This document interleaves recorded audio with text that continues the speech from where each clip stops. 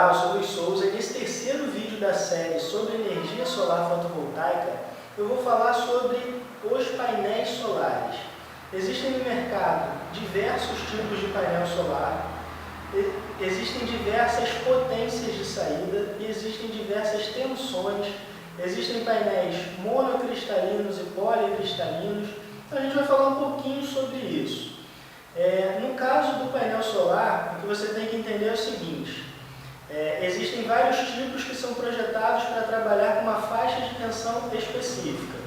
Por exemplo, os mais comuns são os painéis que trabalham com 12 volts e com 24 volts, mas existem também outros modelos, como por exemplo painéis projetados para trabalhar com 48 volts.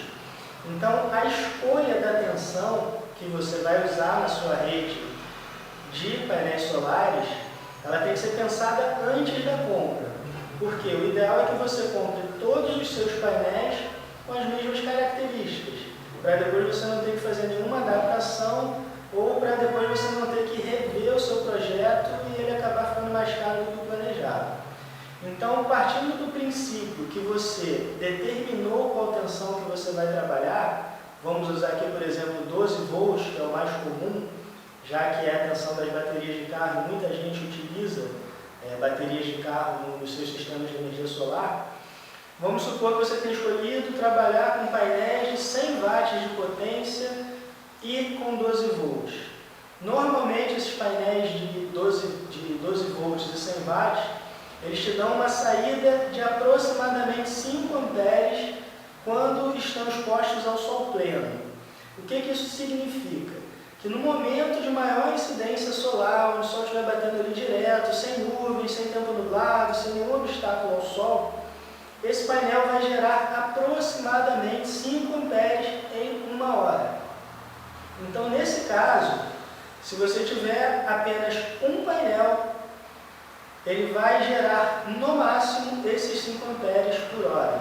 Ao longo de um dia, a incidência da iluminação do sol sobre esse painel vai variar. Então, por exemplo, no sol de meio-dia, o sol vai bater reto em cima do painel, vai ser o melhor momento de captação, teoricamente, dependendo da sua instalação.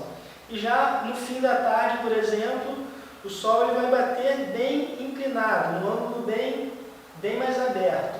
Então, nesse momento em que o sol não estiver tão forte assim, você não vai ter essa geração de 5 amperes por hora. Então, ao longo do dia, o que a gente costuma fazer para projetar um sistema de energia solar? Você faz uma projeção usando essa potência máxima teórica que o painel te dá. Você faz um ajuste pensando em aproximadamente 50% disso.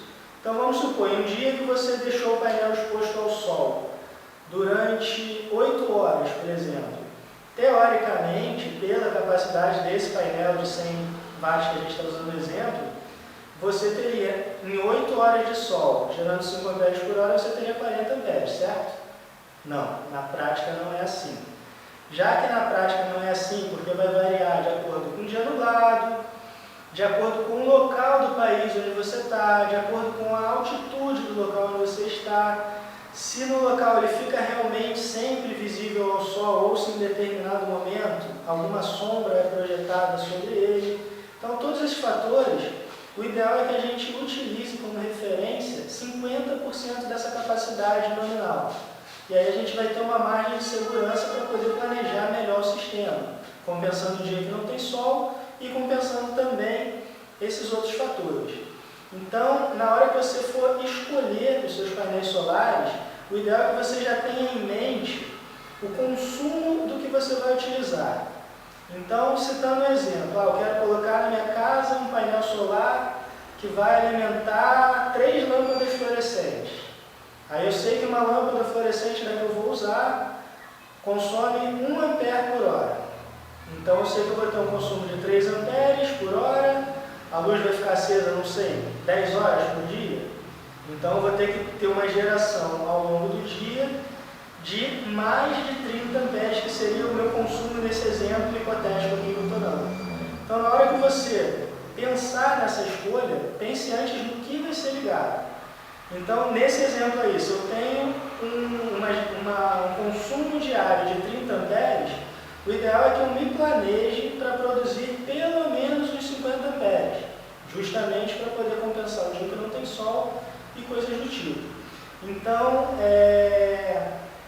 os tipos de painéis solares também variam. Atualmente existem alguns modelos que são flexíveis, existe aquele o modelo mais utilizado, é aquele que tem uma moldura de alumínio e ele fica envolto em vidro. Esse aí é o mais comum, o mais utilizado. Não quer dizer que seja o melhor, mas pelo fato dele ser o mais robusto, ele acaba sendo um que tem uma durabilidade melhor. E ainda mais no Brasil, que a gente acaba ficando exposto a alguns outros perigos. Não sei na cidade de vocês, mas, por exemplo, aqui no Rio de Janeiro, em épocas de férias escolares, fim de ano, no verão, tem muita gente que solta pipa.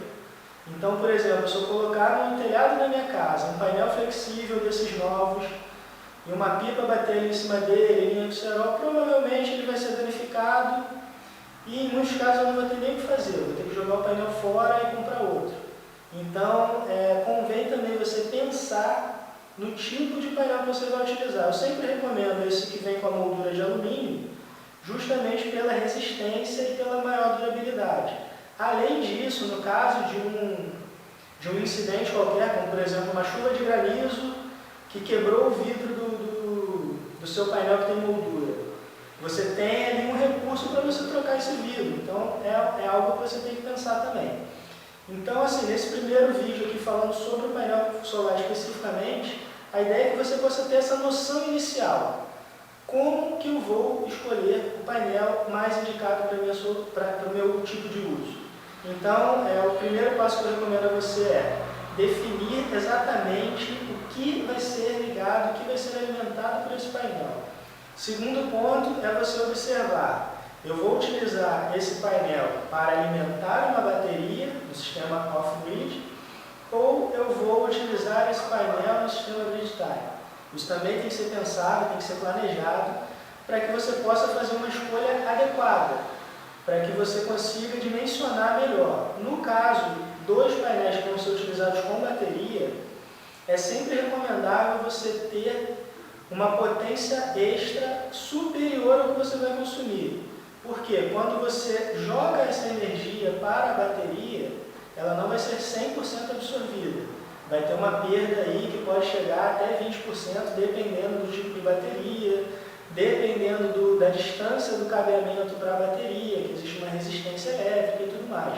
Então, assim, são fatores que você tem que levar em consideração. Nos sistemas grid-tie, essa perda é um pouco menor, já que normalmente se instala o inversor grid-tie mais próximo do painel e dali já se injeta logo na rede elétrica, então tem menos perda pela conversão. No caso do painel, que é utilizado também no sistema off-grid, existe uma outra perda, que é a perda na conversão. Então, a partir do momento que você armazenou a energia gerada numa bateria de 12 volts, por exemplo, quando você tirar essa energia da bateria para poder transformá-la em 127 volts para você ligar uma TV, por exemplo, vai existir uma perda nessa conversão. Então, o ideal é que você sempre projete um sistema que te dê pelo menos 50% mais energia do que você precisa. Então, essa é a dica fundamental, a dica principal. Espero que esse vídeo tenha sido útil. Eu vou deixar os comentários em aberto para que eu possa ter perguntas suficientes aí para projetar os próximos vídeos, para esclarecer, para entender qual a dúvida que os usuários estão tendo aí com relação a esse tipo de conteúdo. Bom, espero que vocês tenham gostado. O link dos outros vídeos já está aqui na descrição. Os próximos vídeos eles vão sendo publicados aí ao longo da semana, mas eles já estão prontos, já estão sendo editados. No próximo vídeo eu vou falar especificamente sobre os controladores de carga, que no caso de um sistema off-grid é algo que merece também uma atenção especial para você poder escolher o modelo que seja melhor dimensionado para a sua necessidade. Então é isso, gente. Obrigado por terem assistido ao vídeo. Se tiverem gostado, ajudem na divulgação clicando no gostei. E eu te convido também a se inscrever no canal para que você possa receber os novos vídeos que vão sendo publicados ao longo da semana. Muito obrigado.